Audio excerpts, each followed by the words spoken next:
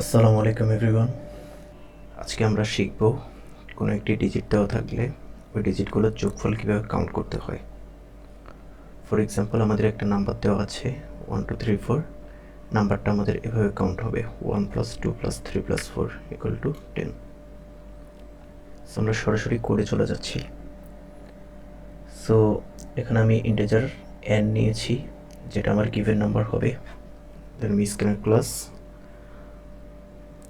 then sum = 0, then while n not equal to 0, এখানে আপনারা n greater than 0 দিতে পারেন। then sum = sum plus n remainder 10 and n equal to n/10। So এটা কীভাবে কাজ করে আমরা দেখি। সো লাইক আমাদের গিভেন নাম্বার ধরলাম 1 2 3 4। সো ফার্স্ট অফ অল এখানে যদি 1 2 3 4 হয়, দেন ফার্স্টে n হচ্ছে আমার 1 2 3 4। এটাকে যদি আমরা রিমাইন্ডার করি তাহলে আমাদের ভাগশেষ আসবে 4।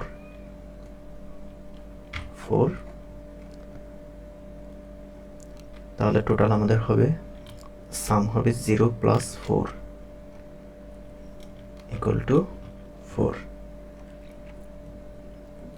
দেন n = n/10, অর্থাৎ ভাগ করলে আমাদের হবে 1 2 3। সো ভাগ করলে আমাদের হবে 1 2 3। 1 2 3 কেন হবে? কারণ এটা হচ্ছে আমাদের ইন্টেজার। আমরা জানি ইন্টেজার কখনো ফ্র্যাকশন পার্টটা কাউন্ট করে না।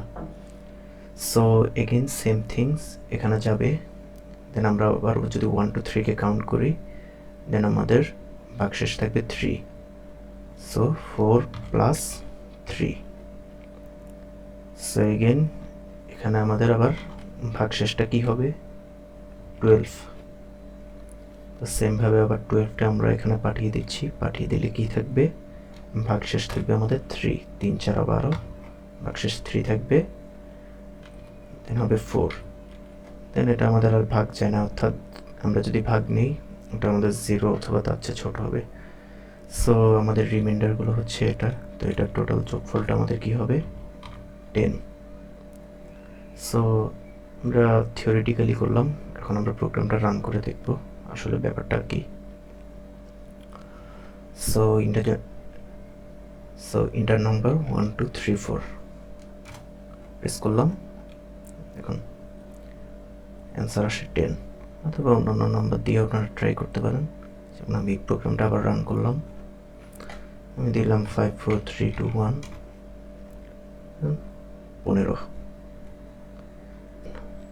সো এভাবে আপনারা যে কোনো ডিজিটের যোগফল বের করতে পারেন।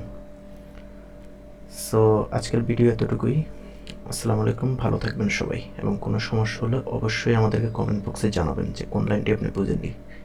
ইনশাল্লাহ আমরা সর্বোচ্চ চেষ্টা করব।